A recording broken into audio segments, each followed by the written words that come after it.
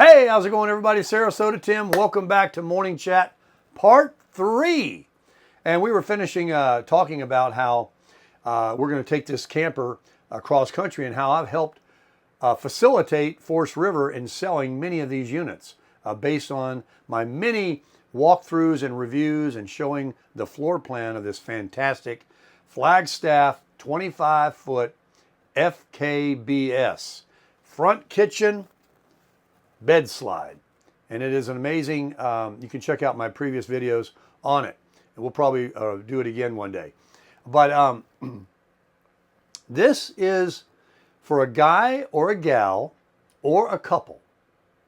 Hang on 1 second. 1 second. Be right back with you. You're knowing what I'm going to do. That's right. My nose was a little bit runny. The fan's going on in here. We don't edit around here, folks. This floor plan, I've been to many RV shows. I've looked at many RVs, and I would say 99 out of 100, not 9 out of 10. I mean, I'm going to exaggerate here a little bit, but really almost every camper I ever opened the door and walked into that wasn't a giant, beautiful fifth wheel, just a regular tag along, that goes on the bumper, the ball hitch. You come in, first thing you see is a bed. Next thing you see is very little counter space. Next thing you see is awful dark drab colors or something that doesn't match. Or the next thing you see is a ceiling that's almost touching your head and you feel like you're in a box. And you say to yourself, hell, I don't even want to go camping with this. I wouldn't even buy this. I mean, I don't want to spend any time in this, much less live in it. And then a year ago this month up in Dahlonega, Georgia, I walked into a RV place where they were carrying all these models, some a foot or two shorter that you could see the bed, but they had that beautiful outside look like this one has with the car windshield and the real shiny, the little bubble nose on it. I mean, there's a look to it on the outside that the first thing that got me. I said, I got to see inside those. They were closed, and I went back the next day. And then I come in, and you see it. Look, you see it. Look at this. Theater seats, these cool, what do they call them? Some kind of pond table, people keep telling me. It's a swivel thing like an aeroplane.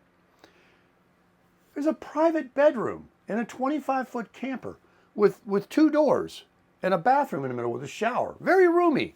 Huge, huge pantry. A huge closet back there with full-length mirrors and about 4 feet of room in front of the bed to get dressed. And then look at this kitchen. Look at these colors. Look at this big, giant sink. Look at all that counter space up there. Look at this floor coloring. And I just washed 2 days ago, folks, every one of these for the first time, area rugs. And you know what I can do with this camper? It's got it's all on your phone. It's got a heated belly. So if I'm up in the snow, which I'd never be, I can heat up all the tanks. It's all covered underneath. I've got a big, long 18-foot awning. It's got a huge LED blue light at night that I run that makes it look so pretty. Everything's on my phone. I can turn all the lights on. The hot water heater, it's got a gas hot water heater. You can work on gas or electric. Got a furnace, 2 TVs, a full, look at this. This is the kicker. A reflective refrigerator with reflection. I mean, how are you going to beat it? So it's a wonderful camper. It really is. Every day I wake up, I love where I'm at. I absolutely love where I'm at. And when I go out and I stay out most of the day and I'm getting ready to turn that horse's head back towards the barn and take the CC rider and point her back towards coming home, I'm thinking in my mind, that's going to be fun when I get there. I'm going to get a nice shower. I'm going to sit down. I'm going to put on Grit TV. I'll make myself a little something to eat, maybe a pot of coffee. And I'm going to just enjoy what I own. It's mine. And I'm sure a lot of you get the same feelings when you come home to your big mansion, or your big fine 3-2 home. And all your hard work that you've put into it. And your garage full of stuff. And your lawnmowers. And all these things. And you get out there and you cut your grass and you're proud. Millions of people so proud, and they can't even fathom being proud of something so simplistic, such a minimalist lifestyle. But to me, I wouldn't want any of that. I really wouldn't. I would not buy any of that now. I'd buy something very tiny, maybe a villa, a condo, possibly. I'm not even excited about that. I would probably rent first until the prices became more reasonable. But this is just fine. And if I decide I want to live somewhere else, I don't have to go there and look for a place. I just hook up and tow it there. And now I live there. I just find a place that I can park it. That's it. Done. The end. So when I walk out the door and I have my vehicle to drive as well, and the house just sits there, and I plug it into water, electric, and sewer, instant home. I just love it, folks. It's great. So if you're close to retirement, I would implore you to consider thinking about the RV life. Why do I say it? Because it's like if you get into boating, you're going to see how many people own boats, especially in certain states where there's big popular lakes. But in Florida, it's like swimming pools. They all got one.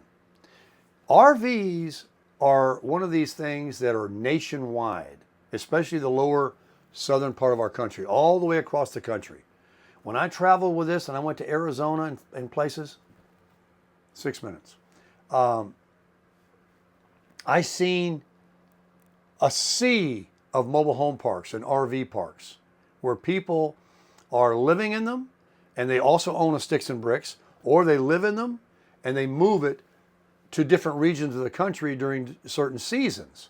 And I find that awesome too, because can you imagine?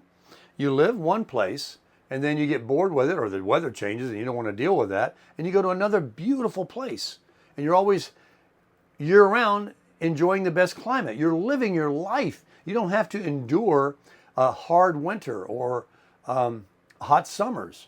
And I've yet to do that. I was going to do that, and I ended up trapping myself and bringing myself back here. But I still got 75% of it going on. The only thing I need to dial in now is to be able to, if it's that important to me, to get away from this heat that's very oppressive in the summer. Not near as oppressive as Las Vegas, but hot is hot and cold is cold. You got to find that little sweet spot and just keep finding endless summer. And so that's what's going on with me in my life, and I highly promote it. If you're getting close to getting your retirement age and you're going to be 62, is to think about getting one of these, and a nice little truck, a half-ton or three-quarter-ton truck that you can yank it anywhere you want to go around this country, over any kind of a mountain or hill, and get out and see our country and live your life. Do some fishing, lay up on the beach, go to the mountains, whatever it is that floats your boat. But live your life, because it's short. And at the end, and if you get sick or something happens and you're like, I sure wish I would have done those dreams that I had and I didn't fulfill my... Half the battle, folks, is to begin. Just begin. And if you're fortunate enough and blessed enough to find a partner in life that you can share all of those experiences with, that is like-minded, that enjoys that too, and also, let's say, is retired and also has that free check, that Social Security check coming in every month, that makes it just that much easier. And you being the man, or even if she wants to be the breadwinner, or both of you want to do it and work a little side hustle on the side there, a campground host for free rent, that's like getting money. Or working at a golf shop, taking people's money to go play golf, or handing them keys to a golf cart, cleaning their clubs for tips. You want to do some skill set that you have learned your whole life with wood, paint, car mechanics, whatever.